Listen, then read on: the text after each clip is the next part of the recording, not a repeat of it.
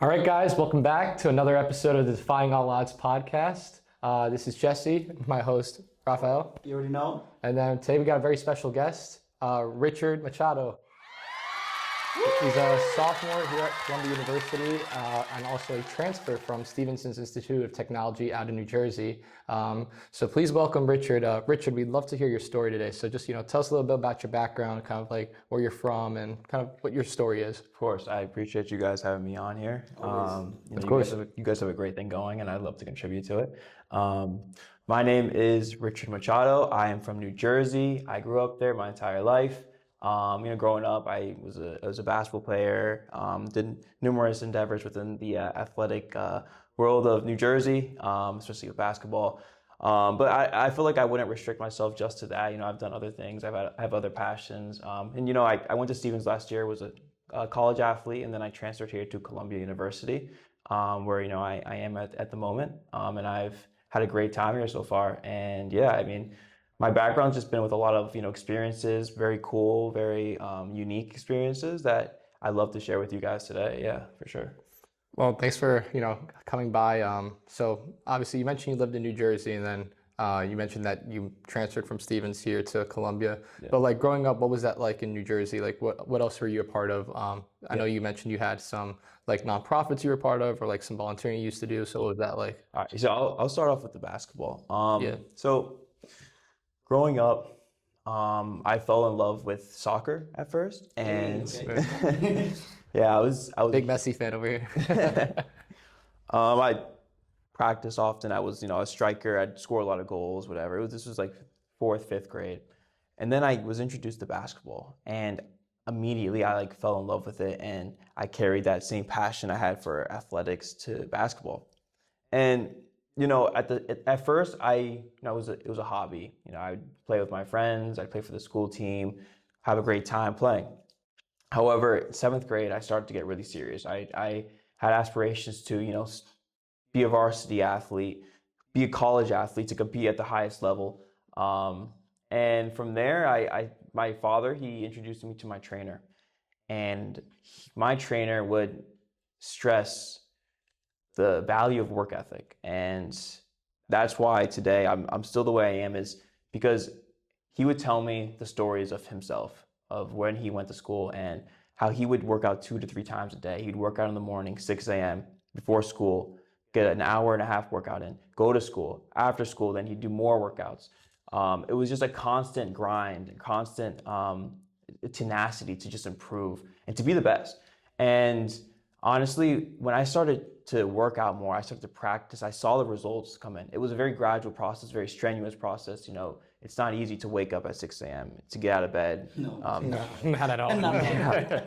Especially when it's, New Jersey is very cold, and just like New York. It's rough. It's not easy. But my dad, he kept pushing me. He kept, telling me, keep going. Because at first, once again, I wasn't the best. I wasn't good. I would go to these areas where, as a white male, I was not athletic. I didn't really have the natural gift of playing basketball. So I really had to work for that. But I would go and compete, and I still would not see that progress. Even though I'd work out, I would practice so much. It took a different level of practice. So I had to persevere. I had to continue striving to just get small inches of progress. Yeah. And everyone thinks that it happens overnight, and it happened over years. Mm-hmm. Rome's not built overnight. No, exactly. I think it's very true.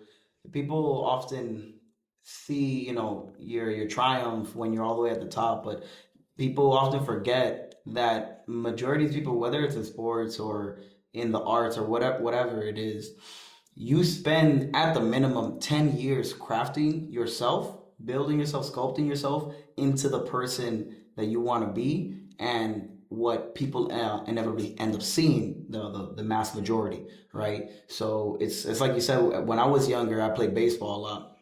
I didn't play for too long, and that's mostly because of like what you said. It's all about that perseverance and how much you push yourself to really get to that next level. And I love baseball, and I always wish that I played more of it, because when I started, I was trash. I remember the first team I ever got on, And no, genuinely, I was trash. I was always playing at DH. They never let me play the field. I think I played left field one time.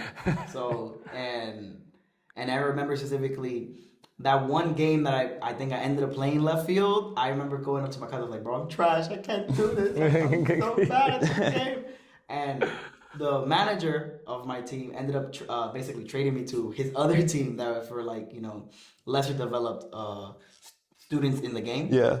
Right. And then since then I ended up not going through it. Maybe played like a couple games, and after that. So I say all that because again, it's all about how much you push yourself. And I ended up not going because I didn't push myself hard enough. Yeah. To maybe one day I instead of being here I could be with Juan Soto, kicking it or something like that. Let's right? not get ahead of ourselves. But like that. it's funny you mentioned that because I mean one of the main things that I always get out is like you always hear that saying that it's what you put in is what you get out. Yeah. So you know how like with like algebra, whatever you do to one side of the equation, you got to do to the other side. It's like the same exact thing, right? Yeah. So I remember like growing up when I played basketball and baseball as well, like both pretty prevalent in my life. Had private trainers, was on various travel teams, and you're pushing yourself, but at the same time, I'm not. It's not always as easy when like you're balancing schoolwork, right? And so it's kind of like you choose one path or the other. My life led me more down the academic path, and that's where like I dedicated most of my hours in. Not to say that I didn't make time for the athletics, but sure, like the guys that you see even here at Columbia that we've had on, like they put in 100 hours a week into just solely like, all right, wake up, shoot around, practice, lift, film, right? So it's like it's that discipline that you gain over time. And so obviously, like you mentioned, like waking up at 6 a.m. like, bro, you hear that? Do you hear that alarm and you're just like you're tired in the morning? It's the mental aspect and the mental battle of like getting over that hump and saying, okay, I'm gonna get out of bed and I'm gonna like make this day work for me and not the other way around. True. So when you're able to once get out of that bed, and that's that first step, and that first step is what ignites the spark. The flame, the exactly. fire. Once that starts, boom, you're already in. So it's like you said, it's just a mental battle at the end of the day. It's super it's like super when you first start off at something, whether it's a new hobby or a skill or something you're passionate about. It's so discouraging in the beginning because there's people that are better than you, and you might be putting in work, you might putting in hella hours, but you need so much more time, you need so much more effort because these people have been doing it for years, and in the beginning it's always the hardest because that's when you see who's gonna keep going and who's really passionate about it and who wants to really be a part of it versus not. But I also think that like those small moments, like when that alarm goes off, man, it's those small moments that really make who you are and define you. Yeah, it's right there. Let me stop. Okay. Yeah. But yeah, for sure. You know what I mean? Like when it's late at night and my father asked me, let's go work out. It's those small decisions that really add up and they contribute to whether you're not going to be successful or not. I mean, absolutely, because at the end of the day, you always have two voices in your head, right? There's that voice that's going to be that voice you want to hear, which is it's going to be okay. Like you're doing good. Like you did a lot today. Maybe you could go to bed early. Like make sure you get some rest, right? It's that like nurturing, caring voice you hear on this side. But then there's that other voice in the back of your head. Get up right now. That's like get up, and that's like no, you're not done. I go by the saying where don't stop when you're tired, stop when you're done, right? So when you go on a long run and your body's telling you, oh, like I'm tired after 2-3 miles in, it's like no, you're not done yet. Job finished? Like no, job's not done. Job right? not done. Exactly. Job's not so, finished. and it's like those hours you put in is what you're getting out at. When you're at the library and you have an assignment that's due the next day or the next 2 days, or you're studying for that exam and you put in that extra 1 hour, that extra 1 hour will show for itself when the results come in a few days later, right? Yeah.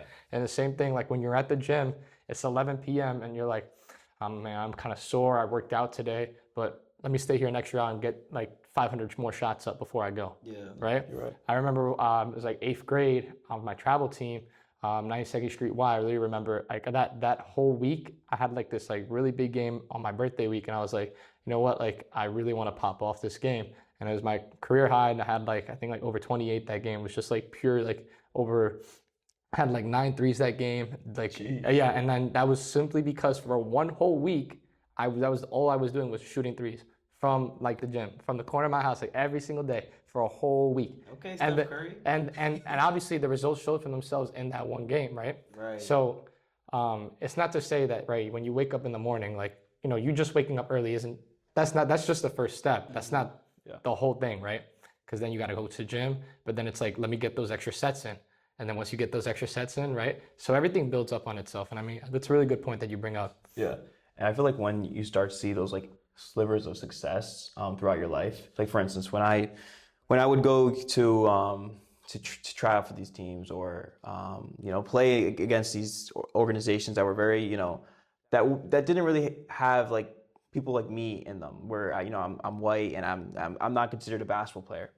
And it was very, very intimidating. You know, I would be called names, like they'd be like, "Yo, get this white boy out of here." And man, it really took a mental toll on me, because I learned that nothing is given to you in life. No, Like, everything's earned and you got to work towards it. Yeah. everything is earned. And man, I could have just folded there. I could have been like, all right, I'm out of here. I'm not playing basketball anymore. I'm gonna study, whatever.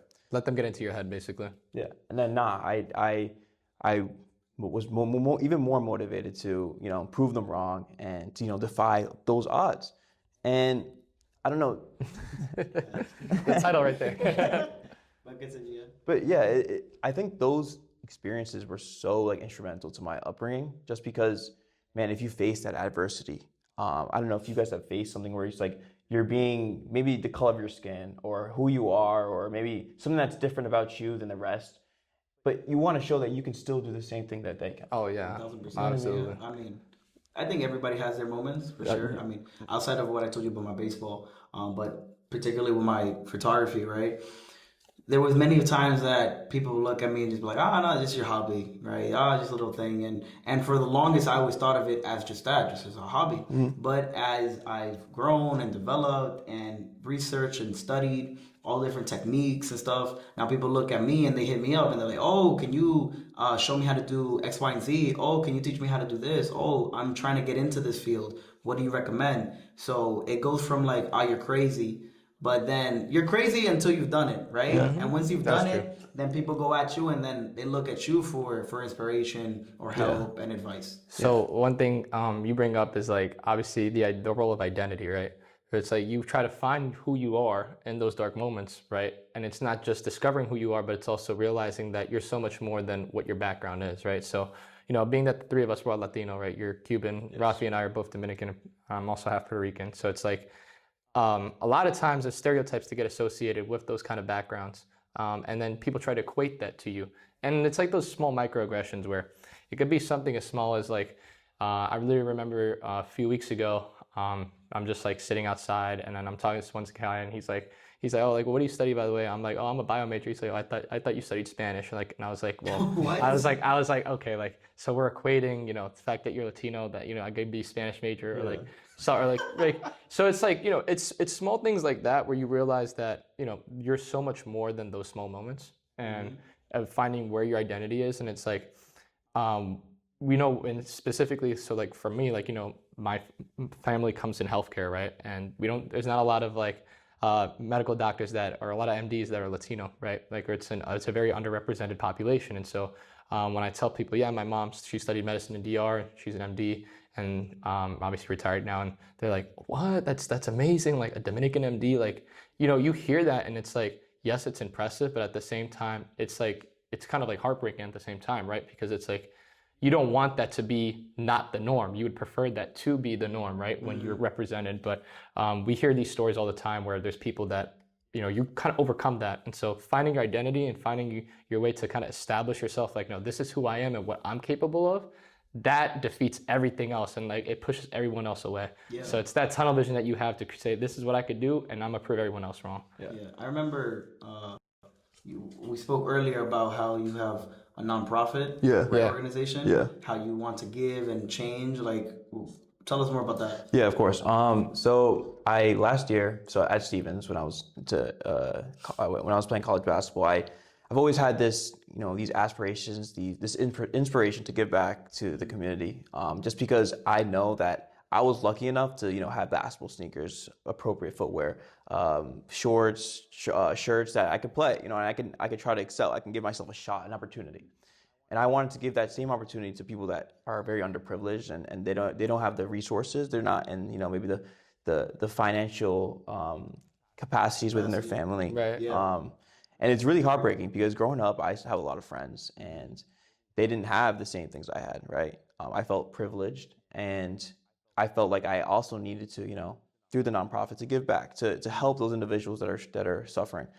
And so I raised over $1,000 with this fundraiser. It was just a fundraiser at first. And I distributed these sneakers and the kids loved it. There was an event. And I got into more inspirational speaking. So and when I would speak to them, they were so, I could just see in their faces how vibrant they were, how inspired they were from, giving them sneakers, telling them about my story. And I felt like, man, this profound impact I can have on these communities, like if I can continue to this, grow this, expand this, then how many people will I affect? How many people will I influence to, live That impact you're gonna have. Yeah, to live the best life possible. So I filed it as a 501c3, a nonprofit organization, and it recently became successful. Amazing. Do you have Yeah. a name? Yeah, what's the name of it? The name is Honor to Youth Incorporation. However, that will be changed because I do want to grow the brand. I think that's a very integral part of my mission is the brand itself to, receive donations, grants, More awareness. Exactly. So, but Honor to Youth does exemplify my mission though. I'm trying to honor the youth. I'm trying to give back. I'm trying to, raise these individuals to higher standards.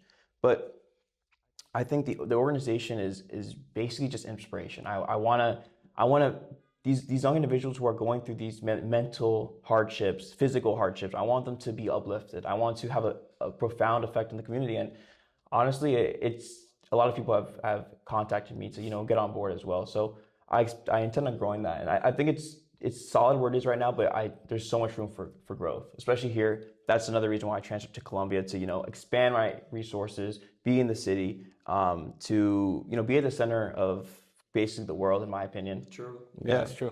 I mean, growing up here, you kind of realize that like you're surrounded by so much opportunity, and it's like what you make of when you're here, especially spending your time here. But by the way, so for those of you watching, we'll have the links down to this in the description for Richard's nonprofit, in case you guys are interested and want to check that out. Yeah. But so obviously, you mentioned you went through the hardships of kind of finding your identity in basketball. But you also mentioned, like your family's also Cuban, right? So you kind of also witnessed some of like the hardships your family went through. Can you just like kind of talk a little bit about that as well? So my grandparents immigrated here from Cuba, and my mom recently moved back for numerous reasons, and so I'd visit her often. And my mom, she lives there currently, so I would go to Cuba. It's for any of you guys that don't know, it's a third world country. It's a socialist government. It's very restrictive, very almost sucking the life out of the individuals. And when I go there, I'm so shocked that there's this world that's so concealed from like us here in New York City. You know what I mean? And it's heartbreaking to see these individuals that don't have food, they don't even have water, no electricity. And mind you, like people here, we're taking advantage of the stuff we have, and we're not basic resources. Yeah. Like, I mean, the fact that we have food, that we have water, that we have that we have an opportunity to grow at Columbia, in New York City with your photography, like, man, people would dream of this stuff. You know what I mean? There, yeah. And how often do you go? I go often. I was there this summer for about a month. Okay. How do you like get there? Like, you mind us asking, like, because are there direct flights there right now, or do you have to like? There are direct flights. Okay. But since my family is from Cuba, then it just makes it so much easier to get there. I know it's like very restrictive in tourism and different things like that. Yeah, that's why I was asking. My mom went a few years back, even like before even 2020. So like it was at that time. I think it was a little bit easier to go through post-COVID to go to Cuba. Yeah, right. But I remember her when she was trying to go for that vacation, like she had to do a lot of hoops and stuff to just like make sure that they let her through easily.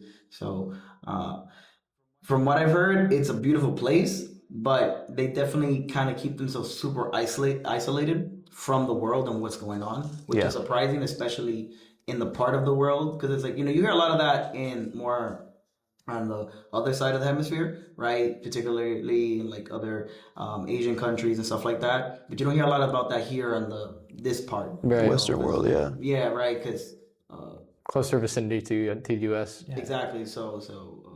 But when you go there, like, what do you see any of that? Like, do you get to like, what does that feel for you when you see that? Like going into a place where basically just it's completely blocked off from the norm. Um, it's it's like it's both inspiring, but it's heartbreaking. But I don't even want to just limit it to those two words. It's I have a sense of understanding more for like where I'm from, Right. like from the United States. Like I feel like on a daily basis, for instance, when I'm going through mental hardships, when I'm maybe feeling not motivated, when I'm feeling maybe depressed or anxious or whatever it is in my life. Nervous, yeah. Exactly. Whatever any of these problems, I think back to these individuals and I'm like, man, they would give their foot, their left toe to be in my position. True. So that just honestly it diminishes everything that I'm any mental hardships I'm going through, because I think back to those individuals, and I have a lot of friends in Cuba. My sister's as well, done a donation drive for individuals in Cuba. Mm-hmm. Super appreciative. They're super high spirited, and I feel like, man, in the United States, like we should be building towards a better world. Absolutely. You know what I mean? Like we have so many opportunities here. I don't know if you've experienced that. Oh, well, I mean, all the time. Like I tell Rafi this, and I tell a lot of people here, even at Columbia. I'm like, the human mind is just naturally greedy in many ways, in many retrospects. Think of it this way. Imagine, all right, you're going through college, right? And then what's the first goal in your mind? Is you want to graduate, you want to get your diploma. Boom, you graduate. Now I want a job, or I want to go to grad school. You get that other diploma, or you get the job you want. And what's the next thing? A promotion. What's the next thing? I want a house. I want a family. I want a car. I want a kid. It's I want, and you're never, ever, ever satisfied. So the fact that you're progressing through life, right? Which is good. And there's in that sense. Oh, absolutely. Right? There's nothing wrong with saying that you want this, right? You want the next achievement. Let's put it that way. The next achievement in life. There's nothing wrong with that. What is wrong is saying that you always want that and ignoring what you already have and what you're grateful for, right? Because especially, we're both Catholic. Rafi, you're also Catholic, right? Yeah. So it's like in church they also teach you the same thing, where it's like, be thankful for what God has already given you. We have many gifts. Like, how many people would die to say that I want to have a nice place to live, or I just want basic foods, like I want running water in my house. I want to have a fridge that's decently full, right? Or something as simple as like, I want a basic means of transportation to get to work every day or to get to school every day. Thankfully, we're in New York City. We take that for granted. There are many cities in the US that don't even have decent transportation, where you need a car, and some people don't have money for a car, right? So there's always something that the mind always wants. True. So it's about, obviously, like you mentioned, giving back and saying, okay, I have all this I'm grateful for. I want this next achievement in life, while I'm also giving back to people that don't have what I already have. Mm-hmm. Yeah. So that's kind of where my nonprofit stems from. But also my decision to transfer to Columbia that's one of the reasons why I decided to transfer to Columbia. I feel like, with my work ethic, with like my, capabilities that I've done with basketball or with this nonprofit, I feel like I can come to Columbia and try to help those people, try to, major in something or learn more about the world, so I can, one day, hopefully, whether it's through law or whether it's through, my business or economics or whatever it is, to help these people. Exactly. That's my intention to come into Columbia. I mean, we see that here at Columbia, where naturally speaking, you go up to people here and you can always find someone who's more going to want to give you that lending hand. I mean, don't get me wrong, you're going to have your classes where you might say like, all right, this is like a toxic culture. People are trying to hide their notes from people, but genuinely speaking, you will still find good people, and you will still find that person that's willing to extend that left hand and that right hand to you. So, yeah, that's a fact. I think in here and in a lot of places in general, it's one of those things where it's like nobody's going to give you their hand, right? If you don't go out your way to find it, yeah, right? That's true. It's people always say, like, especially when I went into college, when I was in college, nobody helped me at all when it came to You certain have to things seek that the I help needed yourself. Yeah. that I needed help in, whether it was a some course that I was taking or whatever. But the second I decided to like spend some time going around campus and finding help, I found like 5, 10 different hands that were willing to help me, Yeah. and made my life so much easier in whatever I was trying to look for at the time. So it's a lot of, it, again, it goes back to, you know, you trying to play sports. You need to give yourself that push and determination to want to try more, to do more for yourself. Yeah. And when you do that, then you see the results and the fruits of your labor, as they say. Yeah, I would consider like my to reflect back on my high school experience. Like I started varsity on the basketball varsity team all 4 years. First game coming into freshman year started. I scored 1,000 points. I was all county, all state. So I did a lot of accomplishments. I was aspiring to go Division One. I wanted to, you know, immerse myself into the basketball community. I wanted to continue playing. However, you know, I did go through some injuries. And these injuries were probably some of the best things that has ever happened to me. Yeah, mainly because I discovered my true self. Like I got into content creation. I started to create these videos that help men dress, you know, professionally or dress for class, and you know how to the dress, men's dress tutorials. And then from there, I also got into like nonprofits. And so everything kind of stemmed back to these injuries where I was so dedicated to basketball, which was a great thing, but I also wanted to expand that. True. You had time for other things and other commitments. So I started to get into, you know, I grew my YouTube channel. I started to get into motivational speaking. I actually, it started my class. So for my graduating class, I was asked to speak to my class.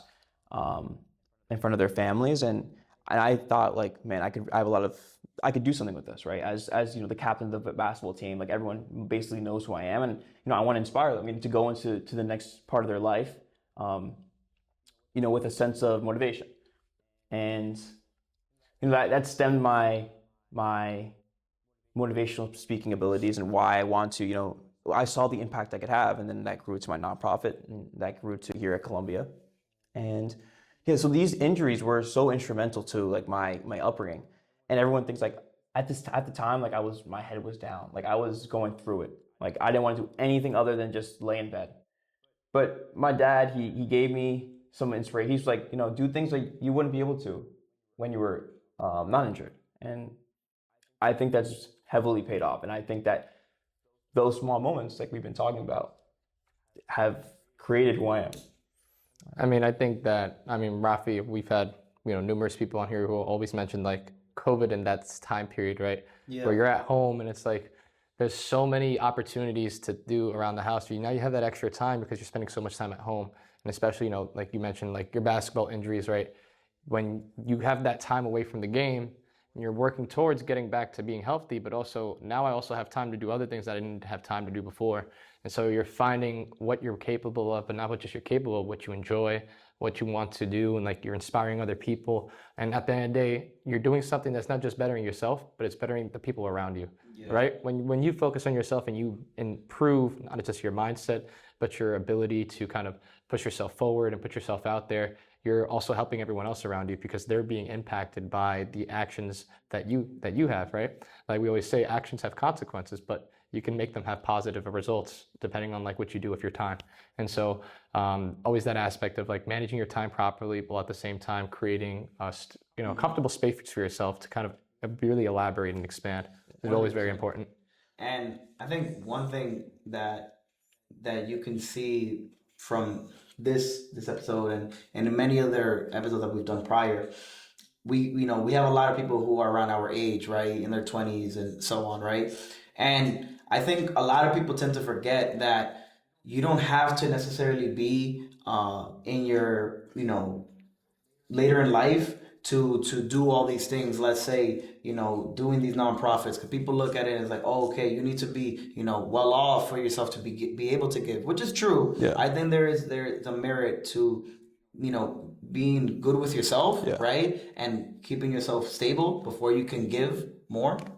But at the age that we're all in now, right, we're in this time period where we're just trying to grow and trying to figure ourselves out. So it's a matter of having these moments in time where we feel like this is our path, this is where we're gonna go to, and then one speed bump comes and we're like, ah, damn, it's over now. I don't know what to do. And then in that dark place that we often get, we find that light at the end and realize, okay, this is where I got to with this. And because of this, I'm able to bounce off to something even grander that I didn't even imagine at the moment. Yeah. So even before we started recording, we mentioned how like a lot of things that we end up doing is out of not out of coincidence, but what was the word you said? It was, it just kind of happens. It just happens. It just happens. Spontaneous. Yeah, spontaneous, exactly. So I started photography because of a wedding that I went to, and they didn't have a photographer. And my dad had a camera, and I said, yo, let me use it. And now I've been doing photography for over 7-8 years now, and just continuously growing and expanding. Mm-hmm. You did your basketball stuff, and you assume I'm going D1, I'm in this, right? 1,000 points, I got this, right? And look at you now, you're inspiring others to be better. You're giving to younger folks so they can potentially do the same, right? And then you're out here in Colombia doing your medicine, trying to become a doctor. But I know you're also into the business world as well, creating here. Right. We're here because you thought of this, right? Yeah, exactly. So it all comes from all these little moments in time, and that's what it's all about. And it's always remarkable to see kind of what happens when the most unexpected things happen to you when you're not anticipating it. True. Yeah. Right? Like I always remember when I first texted Rafi about, let's start this podcast, and I'm like, and it was like a complete random thought out of the blue in like the middle of July, and it's like, and I was still in Pittsburgh at the time, and when I FaceTime you, and I just remember that, those things, like when you have like thoughts like that, it's really when you put it into action is like when it really starts to unfold itself. Because like obviously like the thought process is one thing. Mm-hmm. The next part is executing that action, right? Put it into reality. Exactly, because it's easy to say, oh, I'm gonna wake up today, I'm gonna run 10 miles. But when you're actually on that run and you're getting closer to that 10, mm-hmm.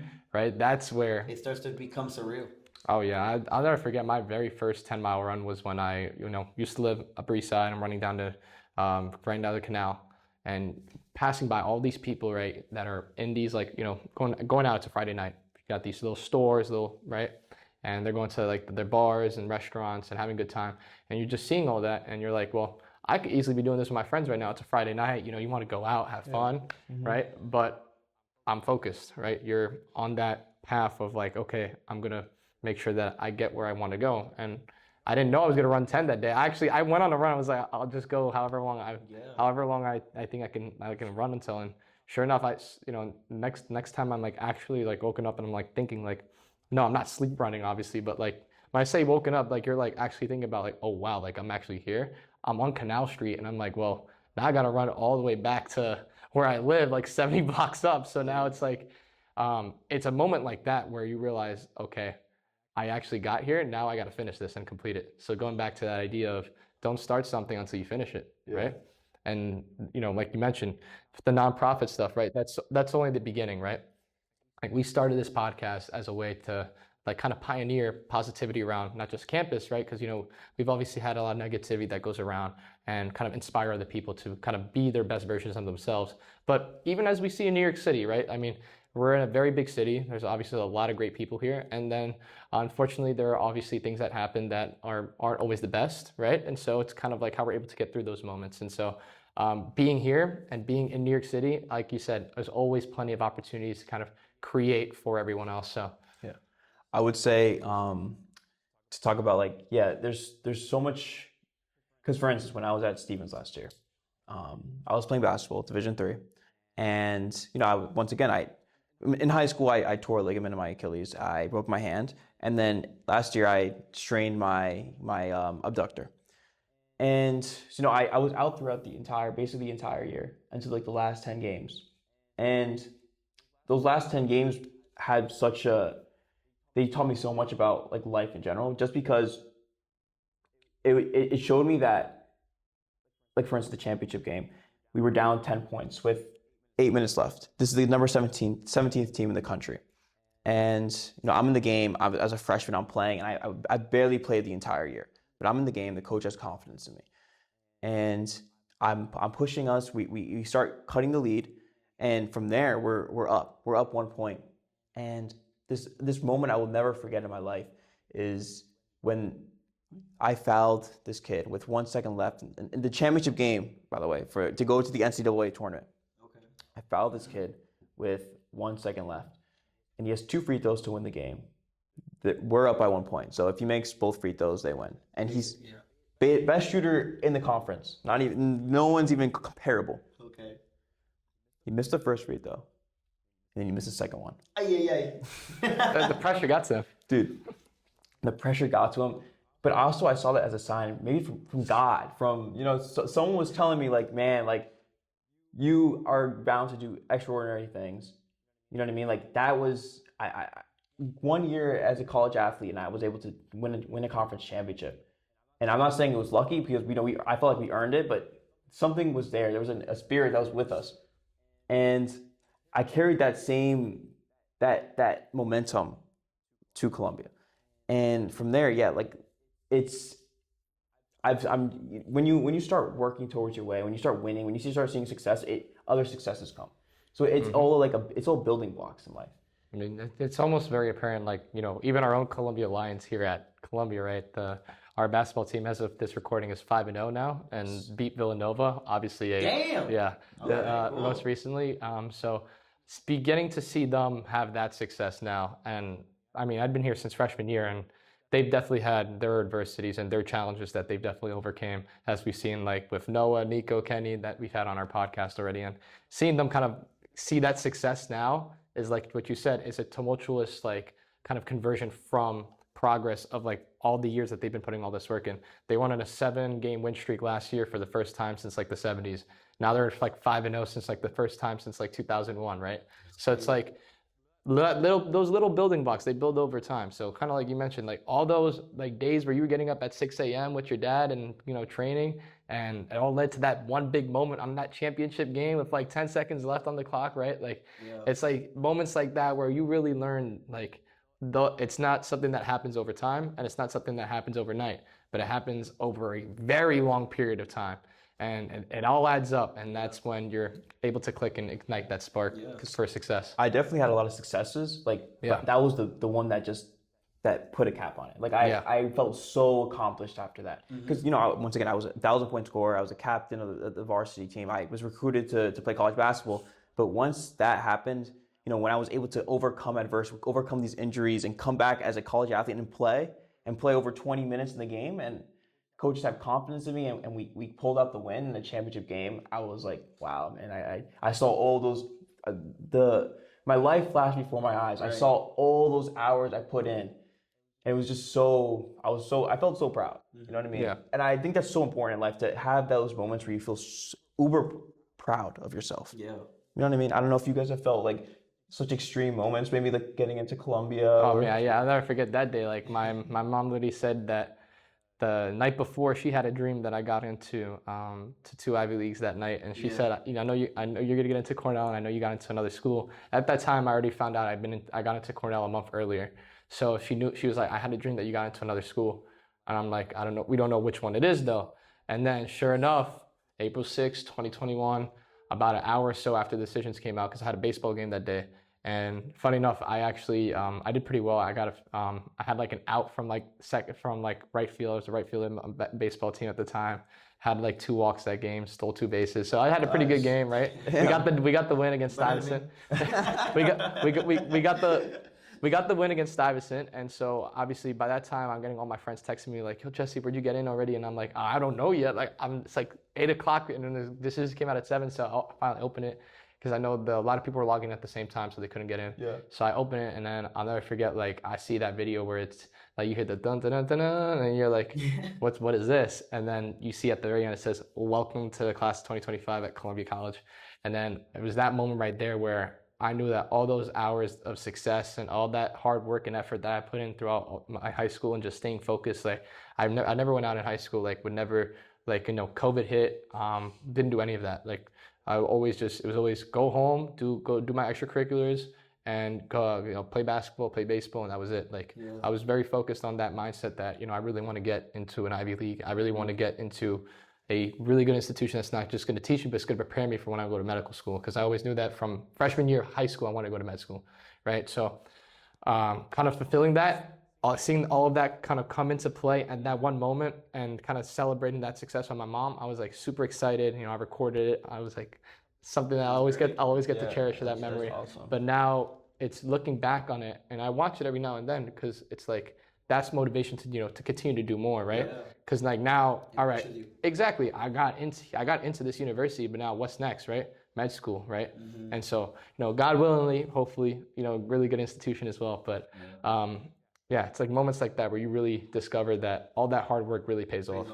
I say for me, it would have to be when I say at least like as a starting point, I would say was when I graduated college. Because there was a point where I felt like I wasn't gonna finish. Just through all the circumstances and all the bumps and roads that I had to go through during my college career. So then to see myself, walked up the stage and all that was great. But I think it was more what I had done after the fact, and it was more about because after I graduated, I kid you not, it was like a week later. I took a trip to California by myself, and at the time I had never gone on a trip anywhere if my family wasn't with me. So, and then it showed me after coming back from that trip and all the things I did during the entire summer and the rest of that year, just showed me like how much more capable I was as a person and all the things I'm able to do if, again, you just push yourself and believe in yourself, right? And I did that trip mostly just one to pat myself on the back for graduating, right? And then two, just to see can I actually go on my own and do things that doesn't require me depending on someone else. And I did that, and I did that again a few months later, going on another trip, and a multitude of things that I did after the fact, right? And I would say that first starting point was when I graduated college, because then it led me to expand myself more in everything else that I was doing. And I always personally go back to that trip, and it reminds me of anytime I feel like I can't do something, I always tell myself yo, bro, you did this when you had nothing, right? So, and you're complaining about this, that you're having trouble. Exactly. So it's like, if you can do that, you can do this. So get up and go. So. And that's what I take with me just from the championship game. I got accepted to Columbia, and it felt the same feeling. Like when I was opened the video, my family was with me, and they were going crazy. It was a surreal experience. And then that experience from the championship game, I knew anything I set my mind to, I could just do it. So I go to Columbia. I'm focused on waking up early to study my craft or whatever I'm interested in, my passions and studying here at Columbia. And it was those little wins. It's those little wins that really add up over time, and they really move you in unique directions. 100%. Yeah. No. At the end of the day, it's just. Keep pushing forward, believe in yourself, and at the end of the day, you will define all the odds. Okay? The work will show for itself. Yes, it will. So again, if you could, just anywhere people can find you outside of again, we're gonna put on the description, but links will be in the description down below. Where they can, if you want to shout out your Instagram or again your nonprofit, whatever. Go ahead and tell the people. It's Rich Machado is my Instagram, and then Honor to Youth is my nonprofit, where basketball sneakers to school supplies to motivational speeches. That's what we're building towards, and hopefully, I can grow this organization and have a profound impact, not only on these young individuals, but on any individual that that is dealing with mental health or physical barriers in your life. Okay, so again, guys, if you want to donate or support his cause, again, all the links will be down in the description. And as always, your boy Rafa, Jesse's over here on my side. But Jesse signing off. All right. And Richard, okay? And again, always define all the odds. Thanks for joining us. Have a good one.